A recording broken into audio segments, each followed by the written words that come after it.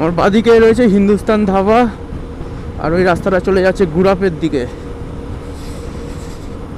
কিন্তু আমরা আর গুড়াপে দাঁড়াবো না, বর্ধমানে গিয়ে চা খেতে হবে, হাতে যেন বরফ জমে গেছে। তারপরে আমরা দুর্গাপুরে কিছু হালকা টিফিন ফিফিন করে তারপরে আমরা মাইথনের দিকে বেরোবো। আমরা সবসময় সব কিছুর জোগাড় লাগাই, কিন্তু বাপ্পাদা একটা সেরা জোগাড় লাগিয়েছে প্যান বাঁচানোর। আমার রাইডের সময় অনেক সময় আমরা গিয়ার পরা থাকলেও গিয়ার কিন্তু ওই কুয়াশার জন্য প্রচণ্ড নোংরা হয়। বাপ্পাদা গিয়ার পরে কিন্তু প্যান বাঁচানোর জন্য খবরের পেপারটাকে গার্ডার দিয়ে কি সুন্দর আটকে রেখেছে, দেখাচ্ছি পরে আরো ভালো করে দেখাবো যদিও রাখে। তো এই ভিডিওটা না করলে বুঝতে পারতাম না মানুষের ট্যালেন্ট কাকে বলে।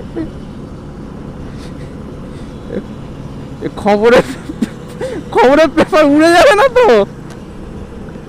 পরে আরো ভালো করে দেখাবো। এখন আমরা 4টে বাইকে রয়েছি।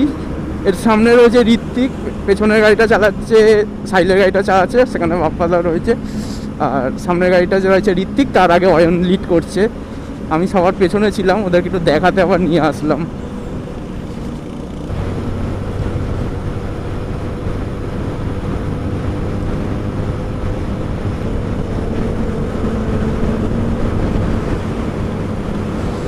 ওর রয়েছে হান্টার 350, ও চালাচ্ছে হচ্ছে ঋত্বিক চালাচ্ছে এখন গাড়ি। না ঋত্বিক না, ঋত্বিকের দাদা চালাচ্ছে, দাদার নামটা আমি ঠিক জানি না, পরে জিজ্ঞাসা করে নেবো। আর সবার প্রথমে রয়েছে আমাদের লর্ড স্প্লেন্ডার, ধরাই যাচ্ছে না ভাই, আলাদা লেভেলেই দৌড়াচ্ছে। এটা হচ্ছে সাহিলের 160R এক্সট্রিম। আর ঠিক ওর সামনে রয়েছে আমাদের লর্ড স্প্লেন্ডার, দেখছি ধরা যায় নাকি। আমাদের অয়ন চালাচ্ছে, মানে আমার 92 এখনো, অয়ন ডবল বাইক এখনো দৌড়াচ্ছে। আবার ওদেরকে ছেড়ে দিই, পরে বর্ধমানে দাঁড়িয়ে কথা হবে।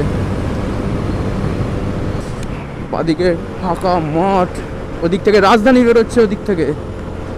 এখান দিয়ে হয়তো ক্যামেরায় দেখা যাচ্ছে না, কিন্তু ওদিক থেকে রাজধানী বেরোচ্ছে। এই টাইমে কোন রাজধানী জানি না বেরোচ্ছে। এখন রয়েছি যোগগ্রামে।